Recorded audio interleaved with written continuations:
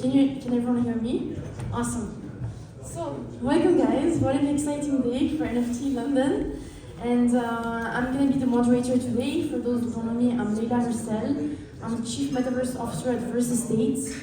We're building a hyper-realistic metaverse with its own economy, and we'll have our own functional native token. And today I'm so glad to be joined by these incredible panelists. So I should leave you guys to introduce yourselves in a minute or so. Hi guys, my name is Tom, and I am a founder of a Swiss company called Metacord. Metacord started in 2019, but my crypto roller coaster ride started in 2015 from Ethereum mining with a few of my friends when it was at the staggering price of $2 per ETH. So then we followed up with our company, started a few years back. We are involved in Web3 implementations. The most successful one being Bolly's, which is an NFT gaming platform with the collaboration and partnership of Crypto.com. We also have a few other projects going on in the pipeline, including DAO launchpad for startups, as well as influencer accelerator, where you can sell your NFTs through social media. Hey everyone, nice to meet you all, and it's been a pleasure to speak to you all. And I'm Steven. People know me as Xoao, and in Web3. And I run the Crypto Skulls DAO as a community manager. And there's a few skulls in the audience, so shout out to Crypto Skulls. This is what they look like. I have a Crypto Skulls on my back, like a t-shirt, but I'll hand it over to Sam. I am Sam. I am the CEO of Fabric Labs. I'm currently guest lecturing in a course at the Fashion Institute of Technology in New York. It's the first Web3 NFT course. So I'm focused on what I'm doing. Our tagline is innovation through education. So trying to build things while also growing the Web3 community as much as possible. Hi guys, my name is Claudio. I have two Web3 companies in Switzerland. I'm actually a neighbor of Tom. But the first time I met him for the first time here. That's why events are great. You can get to know your neighbors. One is a Web3 studio developing smart contracts on Ethereum and public EVM sidechains, and the second one is ECAP, which is an investment advisory boutique for digital assets.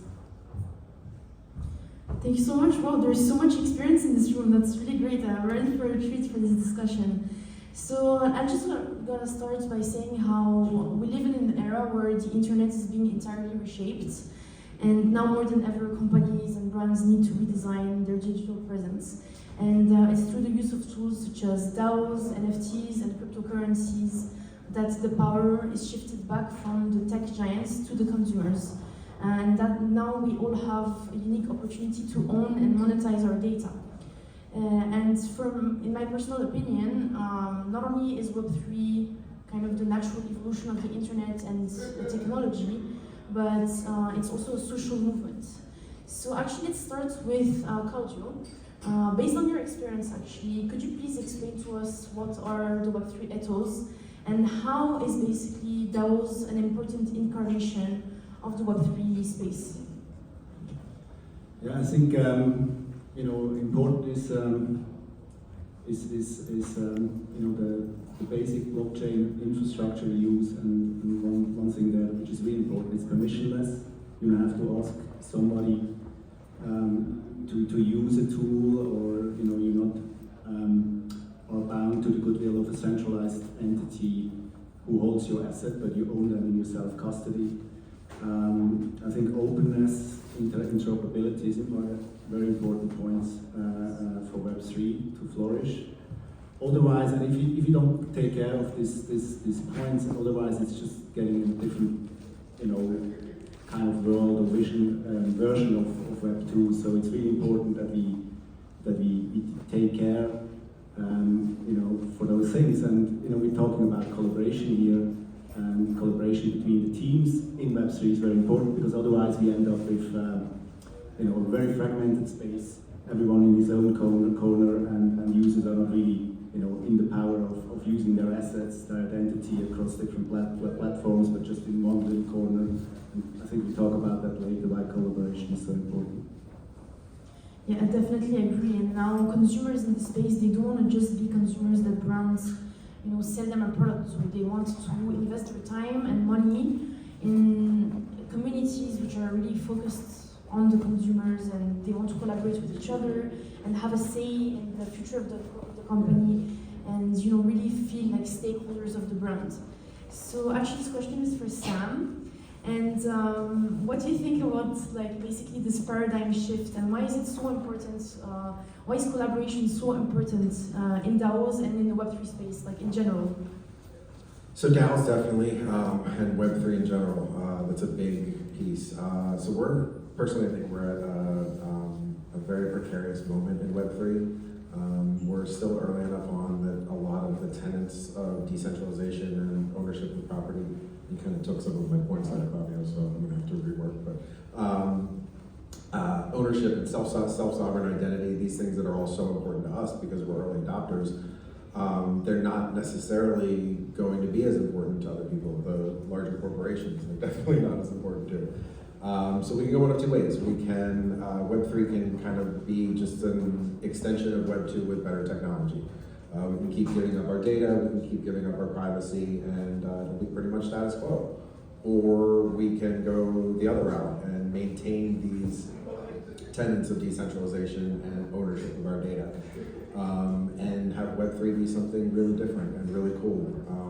And I think we all believe in that, but we have to work our asses off for it. I mean, bottom line, everybody here has to take it seriously, and we have to make our products that we build completely frictionless. So I've heard a lot of people talk about how they want to put a Web 2 front end on a Web 3 product, and that's what we need to do. People need to be able to go in and have an easy experience. I think 10 years from now, people are going to look back at us and say, wait a minute, you wrote down 24 words and you put it in a safety deposit box and that was all of your money.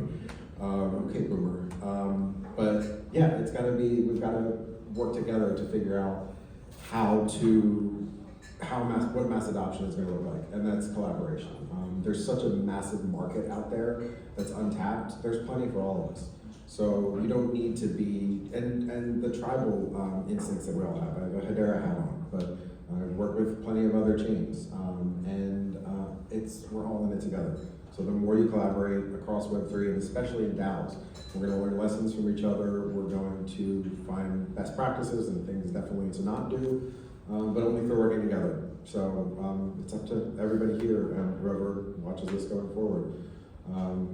Put the work in, get to it.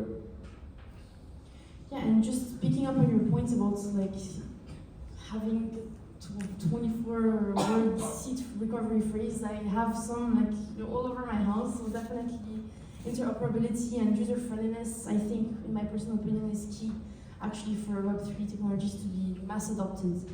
But anyways, that's a question actually for everyone, but mostly Tom.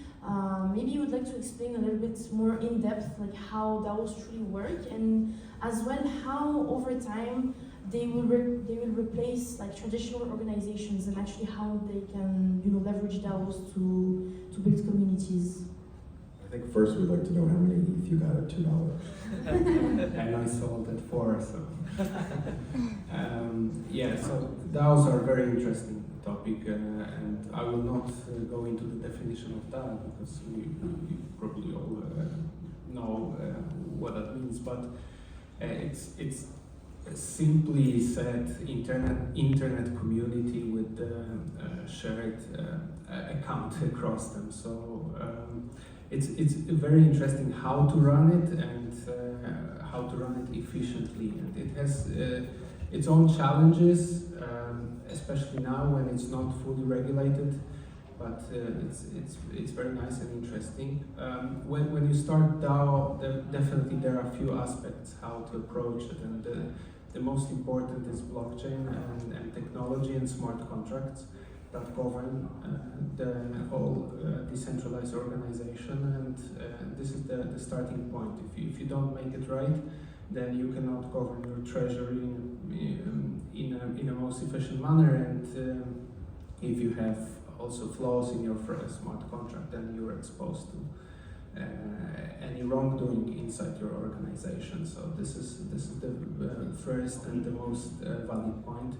And secondly, are also the legal implications, because now DAOs are a good way to avoid taxes for sure, but that won't be a case in the future, and there are initiatives to push them into more organized entities. If you start running DAO as a startup and you want to have VC investment, it's much easier if this DAO is somehow legally introduced in some jurisdiction rather than not, unfortunately. So it can be in a space as fully decentralized governed community, but companies also like these initiatives to have some legal background on top of this. That's why there are some initiatives in the United States where you can register your DAO as LLC company. And so I would say the tech aspect, the legal aspect, and of course community aspect, collaboration with other projects, that are the few things that you should start when creating your DAO as a startup. And if you do not have the knowledge, especially technical knowledge about this, then you probably should seek for help and collaboration with projects that can help you out creating the whole technical framework. Yeah, I think that's absolutely true. What you were talking about, in the process of incorporating a DAO right now in the state of Wyoming in the U.S. And I'm documenting all of the steps that I go through, and the lawyers I'm talking to, and all the everything that needs to be done to do it correctly, so that I can tell other people about it. And it was just a few months ago, I forget the name of the DAO. It was based in California, and there was legal action against the product. And since it wasn't incorporated correctly, they went after the members who had doxed themselves because it wasn't technically a legal entity. It was just a bunch of people who essentially owned stock in this product. So you have to do it right, and it's another great opportunity for collaboration. If you're doing it, if you make a mistake, tell everybody about it. If you do something good, tell everybody about it. So we all have we're writing the book on this stuff right now. I mean, this is an entirely new concept, DAOs. So let's, the more we work together, the better we'll be able to have kind of a centralized framework. Yeah, I completely agree with both of your points. And actually, one thing I wanted to know, so for those in the audience who are actually looking to form their own DAO, like what would you think would be the first step? Like where should they start? I would say legally, whatever country you're in, figure out the legal framework for forming a DAO. I mean, even if there isn't an actual legal framework, just form a company. In the US, it would be an LLC, but something to limit both your liability and the liability of the people who are going to be part of your DAO. To your point about talking about VC funding, I mean, if you're going to go out for funding, they're going to look for, have you done this correctly from day one? And so yeah, I think obviously building the community is the huge part, but look at the legal issues in whatever country you're in and make sure you're compliant. I would even take one step back and be very precise about the mission of the DAO, or what you want to achieve. And then go to the lawyers, because it's going to save you a lot of money. That's the first point. And my experience was with MiBits DAO, where I'm on the steering committee, is that we had from the beginning, and that helped us. We were pretty early in 21, and we had this clear mission that it's a development fund for the MiBits ecosystem. So it's not you're not getting anything back by participating in the DAO. It's not like an investment, but it's purely a treasury that we built to invest into integration APIs for the MiBits NFTs. That really helped us from the beginning. Even though there were a lot of community members that joined the DAO were asking for returns and dividends and things like that. We had to repeat this mission over and over again, but it really helped us from the beginning and made it much easier. And if you start a DAO without a clear plan and you're very broad in terms of what you want to do, it's going to be hugely complicated, and you're going to have a lot of legal costs, and it's also you cannot cover every aspect of it anyway. So try to trim it down And if you have another big idea in 2 years, you can you can launch a second DAO with another big idea, but just keep it slim. Yeah, I agree, and as well the mission and the values of the DAO is what keeps the community members together. Just to go back quickly to the point that Sam said, I mean, I do agree that having the proper legal framework is important, but doesn't that go against the point of decentralization, kind of? Like, because if we have to implement like traditional legal structures in our DAOs, isn't now like the perfect opportunity to kind of reshape the industry and challenge the current legal frameworks? I think the problem is that there aren't legal frameworks right now. So Exactly. especially in the US, I almost wish at this point they would pass bad laws, because inaction is actually worse than bad action right now. If they pass bad laws, we could look at them and say, okay, this is wrong, we need to fix it. But since there's no laws and there's no framework, we don't know what to do. So to your point, I would love it if we didn't have to, but you have to protect yourself and you have to protect your community members. And right now, the best way to do that is some kind of legal entity, at least in the US. Obviously, some other countries are much more open and progressive with their Web3 policies. But yeah, I mean, you just have to protect yourself at this point. So. No, yeah, I totally agree with that, and definitely it has to be adopting to some type of framework. But I think now is the perfect opportunity to create our own frameworks and come up with new, like special frameworks just for DAO entities like all around the world, so that we can as well collaborate with traditional organizations. But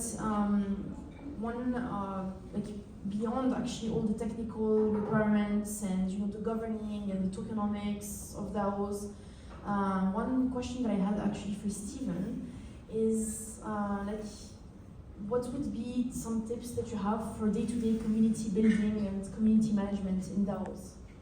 Yeah, so I'd say I'll give you 3 takeaways, guys. So first, I think the most important thing, I think Claudio touched upon that, is really the really aligning on the mission and like the values that your DAO, your community has, right? So you can really lead by example. Because as a community manager for Crypto Skulls, as a leader, you need to have conviction, right? You need to have conviction in your belief in what you do. So for us, it was like history, right? We believe in history, and that's why we are curating a museum, for example. We want to work with all the other projects, like CryptoPunks and Meebits DAO and all the OG projects, right? But how do we get there? So it's really leading by example, leading by conviction, and then try to like give that conviction to others, right? So that your community can also feel like they're part of it, part of being a leader, whether they're submitting ideas or a proposal for a project. It's all about inspiring others and then empowering them, because as community managers, we're just we're just serving them. We're just serving them. There's a lot of skull holders here today, and I want to just empower them to do things, right? The second thing, right, is really the essence of communication. It's about transparency and openness. So anything that you do on a day-to-day basis, whether it's like communicating an airdrop or communicating a real-life event like NFT.London, right? It's all about communication and how clear your message is, and making sure that everyone can be included, feeling being part of it. It's like so important. And then the third point is really about collaboration, which is the topic of this discussion. And we believe in Crypto Skulls DAO that I think not only are we passionate about history, right? We believe that this is going to be, it's never going to go away because it's history, right? We're creating history, by forming DAOs, like Sam said. We're creating future history. So what do we want to pioneer? Like, how do we want to create this future? And it's all about collaboration. Whether we work with future projects, or we work with projects like Codes back in 2011. It's all about really understanding the timeline and history and paying homage to the provenance of NFTs, and making sure that we educate how important legacies of NFTs is, and how do we preserve it, and how do we educate the future for generations to come. So yeah, those are my 3 tips for running a DAO. Thank you so much. And yeah, I agree with that. Like a lot of the community members are joining the DAOs because they want their voices to be heard and they want to take a part in the mission and contribute something meaningful. So I think that's key to creating the main DAOs. And I think what you said earlier about the legal framework and how we can decentralize it, it's kind of the same thing with a DAO in general, in that you need some centralization to get to decentralization. So the phrase I always like to use is that a DAO has to crawl, then walk, then run. If you just jump in and say, okay, everybody who has a token gets to vote, it's going to be a disaster every time, because it's cat herding, trying to get people together. What constitutes a quorum, and so you need, like Steven as a community manager from the beginning of the project, it's some centralization, it's some management, it's some how do we keep the lights on, and for a larger DAO, who pays the taxes or who pays the electric bill if it's a physical building. But the goal of a community manager, the goal of the initial centralization is to eventually pass that, like raising a child, passing that control on to the DAO. And how we do that, I mean, it's tough. It's going to be, number one, it's going to be different for every DAO, but even if we had we don't have a centralized way to do that. So collaboration is what it's all about. If you're running a DAO, if you're a part of a DAO, especially you learn, I mean, even in life, you learn more from your screw-ups. So when you make mistakes, tell everybody about it. So somebody else maybe doesn't make a mistake, and find ways to learn the lessons so that we can have some kind of framework going forward.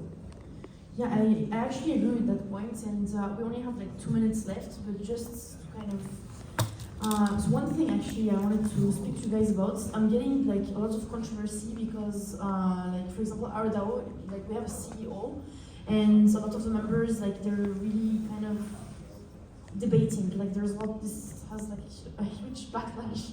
If you put a CEO, like what do you think about having a CEO and a chief, like a C-level team in DAOs? Like, do you think that goes against the point of DAOs, or? I mean, to Claudio's point, I think it's all in how you set up the DAO and how you initially set out the parameters of what that DAO is going to be. So if it's set up that way, then okay. But yeah, and what I agree. You need at the beginning. You need some centralized leadership or some team, some steering committee, which is taking things on and proposing and structuring everything. Because and then it's very well said, and you let it go over time. And decentralization is tough. At Meebits DAO, we have a delegated voting system with founders. Founders get tokens allocated, delegated by the members, and then times Meebits is the voting power you have, and the person who set up the DAO has, I mean, he's basically running it at the moment, and we're working on it, but there's no smooth way, and you also need, it's also difficult to keep, members engaged in voting, because it's an effort, right? And if you have only one token and have a little weight, it's difficult to structure it. And there are a lot of discussions, but that's great. I mean, we're learning and trying to find our way. So I could go on like forever about this discussion. I think that means we have 20 minutes. When it gets to 0, it's 20 minutes. Yeah, there's like 18 seconds left now. I want to see what happens when it gets to 0. Should we try and debate everything like They're going to tackle us and pull us off? I think I can take it. You can. But anyways, thank you so much for sharing your insights with us, and hopefully like at some point in the future we will get to redo this conversation and go like further in the topic, and that's time. Thank you so much. Thank you.